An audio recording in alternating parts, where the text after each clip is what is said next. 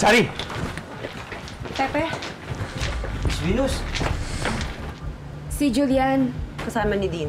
Alam namin. Ako na sa kanila. Kayo nang bahala sa dalawang itlog na to. Okay, sige. Nung dalawang itlog, may buhok ako! Pendong Kalbo! Ay, Pendong Kalbo! Pendong Raw!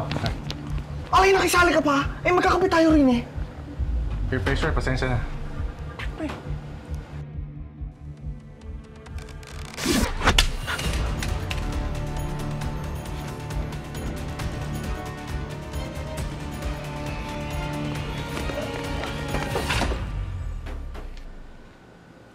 Ngayon na, habang wala pa si Pepe.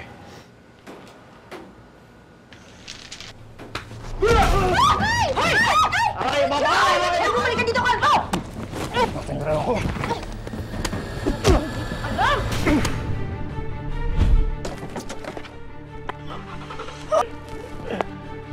Idol!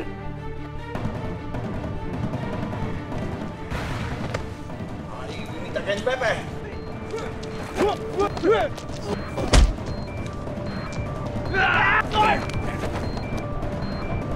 Idol!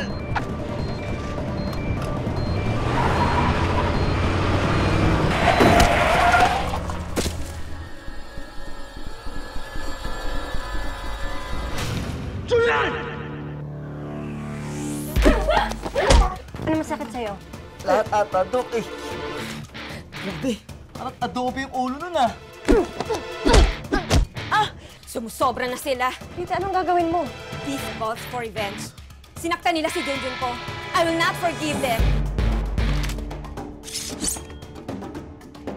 Tita, huwag ka na makasali. Masyado ka emotional! Eh, naku, ano? Natawagan ka na? Akala ko ba nakalik-over ka na kay Junjun? Akala ko ba ayaw mo na kay Pepe? Touché.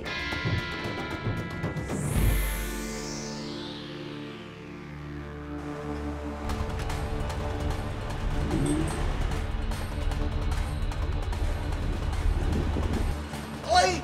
Tinuluyan na ni Dean yung bata! Harang-harang ka kasi! Pasang isena! Trabaho lang!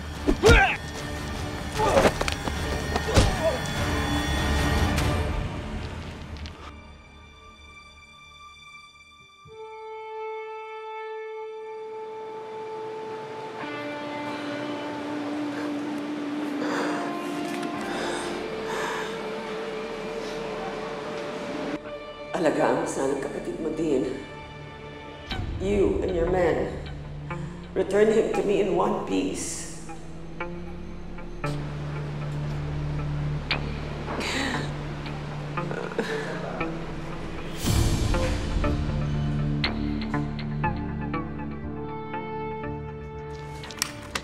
Alay!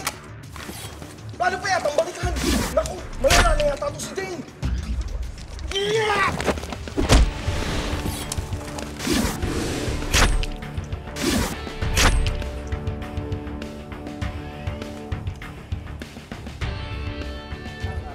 Dok, di ako makahinga. Di ako makahinga. Nakikita ko yung liwanag.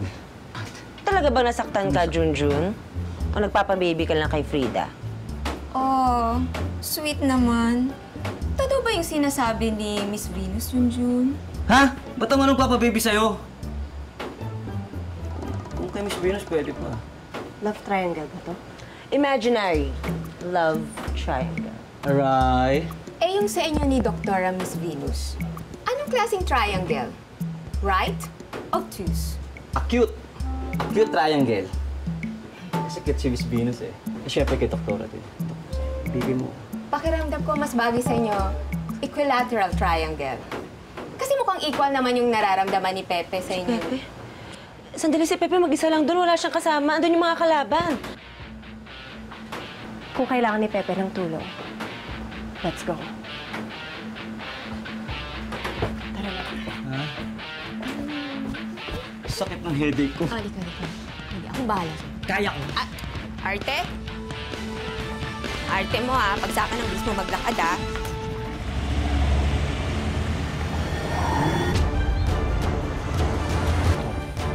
Iwan. Alay, wait a minute! Tumalis yung si Dean. Hawak na ba yung kapatid niya? Ay, wala. Wala na. Alay, malamang wala na yung bata. Eh, pinasahan ni Dean eh. Sira, ulo talaga yung sariling utol eh. Alay, mag-uutahan na naman tayo rin eh. Halika na. Mahawak niya na si Julian eh. Tapos na mission natin dito. Please. Alay, teka, Eson. Tanggalin mo naman ito, oh. Sige na. Aro! Isinuli naman, isinuli. Sules! Hindi ko alam extent ng injury niya, but the sooner we get him to the hospital, the better. Tara na. Sige, bakit?